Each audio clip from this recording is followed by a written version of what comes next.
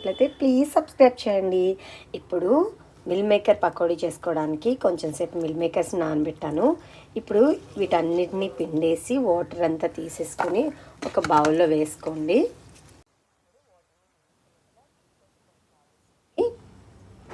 గరం మసాలా, ధనియా powder, కొంచెం కారం, salt, కరివేపాకు, అల్లం వెల్లుల్లి పేస్ట్ అండ్ లెమన్, కొంచెం శనగపిండి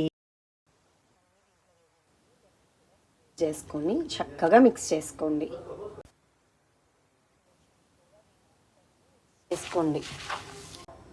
ఇలా మిక్స్ చేసుకుని 2 to 3 minutes పక్కన పెట్టుకోండి.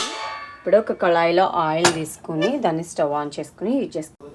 ఇంకో బౌల్లో ఎగ్ వేసుకొని యూజ్ చేసుకోండి. కొంచెం